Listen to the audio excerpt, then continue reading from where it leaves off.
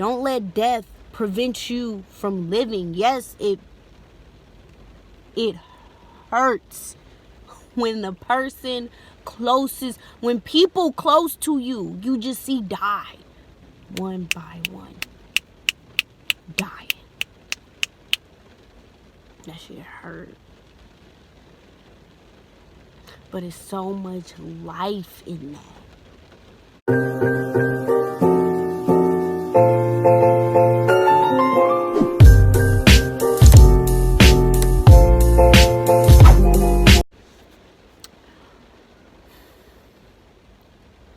I woke up this morning and it was raining so hard. And I looked out the window and I told my boyfriend, like, babe, look, it's raining like super hard outside. Oh my gosh. And he's like, yeah, it is. So I went and I laid on him. I laid on his chest and I buried my head like in his shoulder and his neck on the pillow. And I just began to cry. And he was like, what's wrong, babe? What's wrong? And I said, I had a dream about my dad. In that dream, it just felt so real. He felt so real. He looked so real. Like, everything just looked so real. Like, I could touch it. Like, I was there. And, but then I woke up and I'm back to my reality. And I just started crying even harder. And he's like rubbing my back. He's just like, just let it out. Just let it out. You can't hold that in no more. Just let it out. And I just cried and cried. And oh, I just wanted my dad so bad. I just wanted him so bad. And so I go on to tell him that in my dream, I told my dad I moved to Atlanta. I was like, yeah, I moved to Atlanta, and you know, my boyfriend, he's here with me too. And he goes, I'm so proud of you. You're doing everything that I wish I could have. You're doing everything that I wanted to. And I said, well, Dad, why don't you? And he said, oh, I'm gonna move. Move either here, I'm gonna move there. He started saying some cities I know he'd never live in, like Linwood and Thousand Oaks. He'd never live in those cities, but he told me he was proud of me.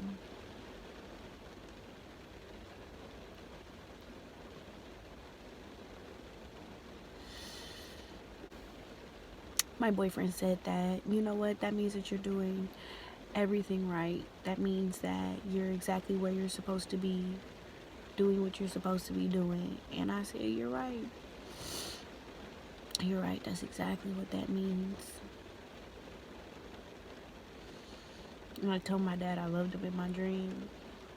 Me and my dad wasn't very emotional people. We wasn't, like, me and my mom, we're more emotional. Maybe because we're both women, but we tell each other I love you before we get off the phone every time. But me and my dad wasn't like that. We were more expressive with our love and our actions and in other words that we would say. But we never just, I love you. Like, we said it, but not all the time. So now I make it a point to tell the people I love that I love them. So if you getting messages from me just saying, hey, I just wanted to tell you I love you today. Grief is such a long process. Such a windy road. It's not straight. I know they have the 5 stages of grief. Shit don't look like that in reality. Shit don't look like that in reality. I mean, you'll experience the stages, but it's not linear. It's not linear. I'm going to always grieve the death of my dad. Even though, like, you know, I'm very spiritual, and I know that he was just a spiritual being living a human experience. That's my dad, y'all. That's my dad. Those that have lost parents, grandparents, sisters, brothers, anyone close to you, if you think of the closest person to you, think of the closest person to you. It's always one person. We all got that one person that is the closest to us. Think of the closest person to you. And then imagine not having them here no more. You can't hug them. You can't kiss them. You can't. The only way you hear their voice is listening to old voicemails. Imagine that feeling.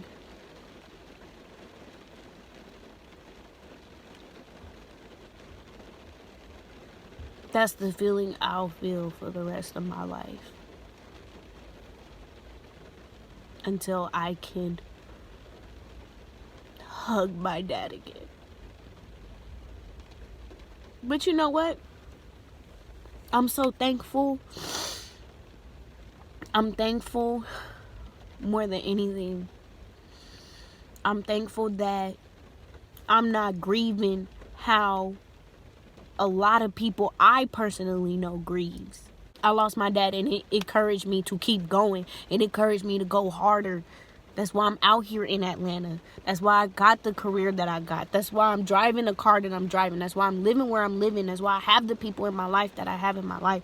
Because I kept going. His death didn't stop me. It fueled me. It fueled my spirit.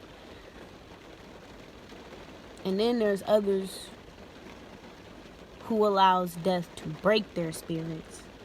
They allow death to stop them. Oh, that person isn't here. Oh, I'll never see them again.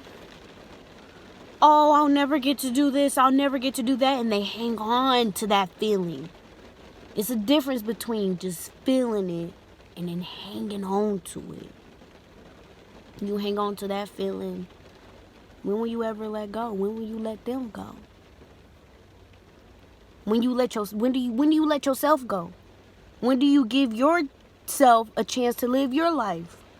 You can't. You don't. Because you're hanging on to what was theirs. It took me some months to figure out why my dad. But I know. I wanted to be in Georgia. But I was going to give all of that up and stay back there with my dad. Because he was sick. He was sick from the inside out. He was sick. Miserable. Mentally, physically, emotionally sick. And I was going to stay back in Cali and be there. Even though I didn't want to.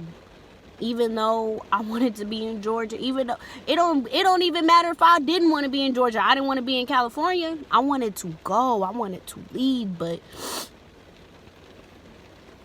he was the reason I would have stayed. But God knew I was supposed to be here. In order for me to continue to live my life, my dad had to give away his. I am doing everything my dad wanted to do. I'm going to make sure that I continue to do that. I'm not going to... He would be pissed off if I sat up here and I missed out on this opportunity. If I stayed back. What are you staying back for, Ashley? What is here for you? I'm not here. What is here for you? Yeah, you got your mom. You know your mom gonna be good. You gotta take care of your mom. How you gonna take care of your mom and you back here? What are you doing? Get your ass out of California. Go live your life so that you can help the people in your life that means the most to you. So you can help your mom get out of California too, and she can live her life.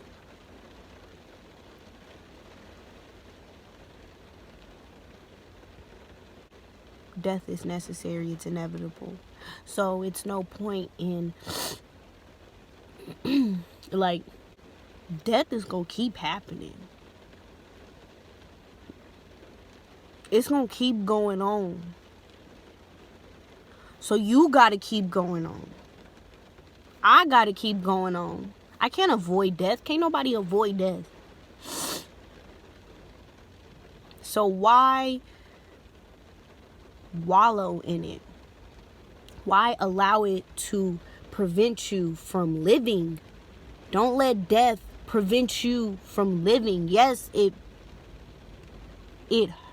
hurts when the person closest, when people close to you, you just see die one by one, dying. That shit hurt. But it's so much life in that. They don't have to.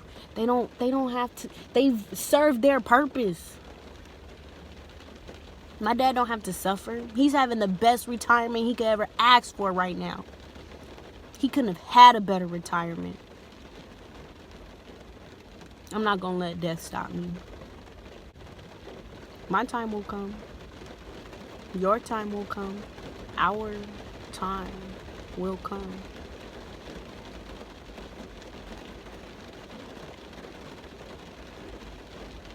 But see the life in it all and continue to live yours.